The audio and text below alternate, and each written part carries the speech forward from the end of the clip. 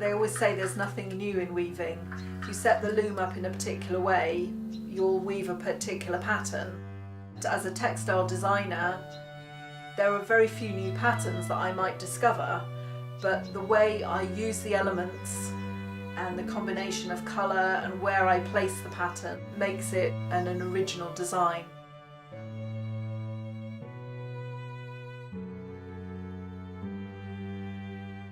I wanted to find something that was more conducive to a family life, so I did a degree over 6 years in textile design, and within that weaving was one of the core modules. Nearing the end of my course, I started working with the Campaign for Wool and British Wool, and I had a success in Bradford textile competition, and I've carried on doing that because it challenges me to work with yarns that I wouldn't select myself necessarily.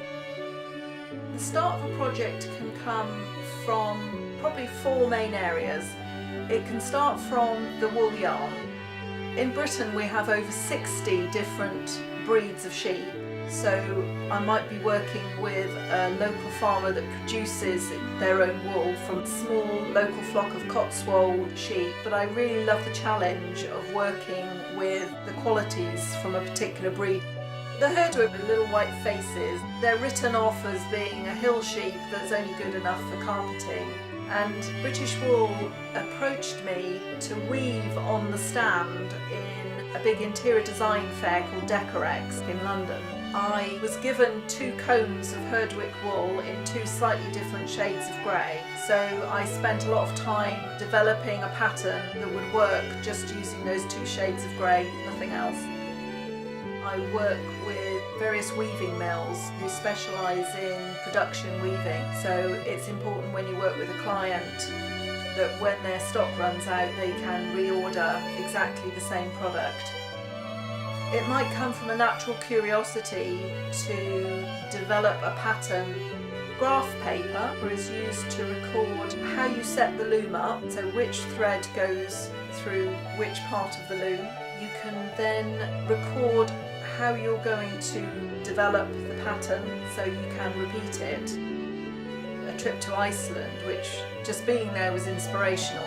The colour palettes from their buildings and volcanic rock is developed in a sketchbook, so you're developing colour palettes and combinations and proportions.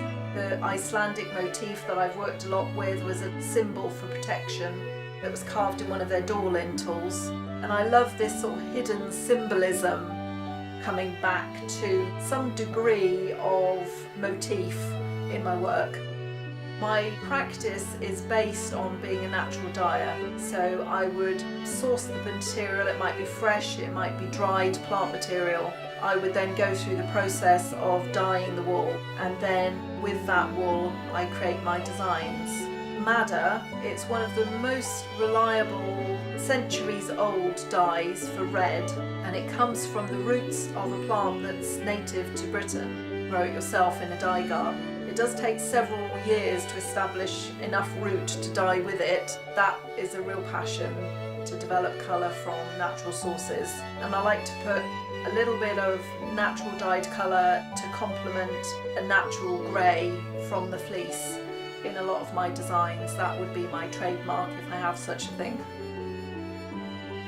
Well, looms come in all sorts of shapes and sizes. I've got a few that I've acquired over the years, I think you could say. This is my big old workhorse. This is what's called a floor loom with 8 shafts. The more shafts you have, the more complex your weaves could be.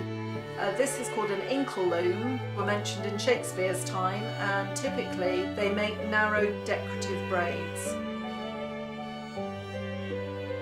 I teach for New Brewery Arts, which asked me if I would run a workshop at the Made by Hand Cheltenham Craft Fair. That was great fun. I had 2 hours to get people from absolute beginners with no knowledge.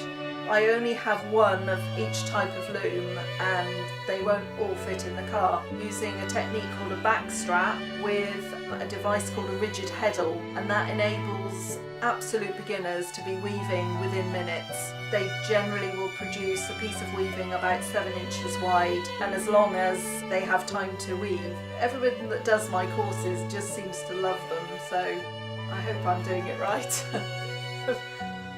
I love the natural dye aspect of picking something from a hedgerow, bringing the colour out of it and then colouring the wool. I love the complexity of a woven textile and the process of setting up a loom, but once you've designed it, you've got to get that design interpreted on the fairly basic equipment that you have. Just the tenacity to just keep trying different things till I get it what I call right. And the right could just be it looks right, or it feels right, or it just makes me happy.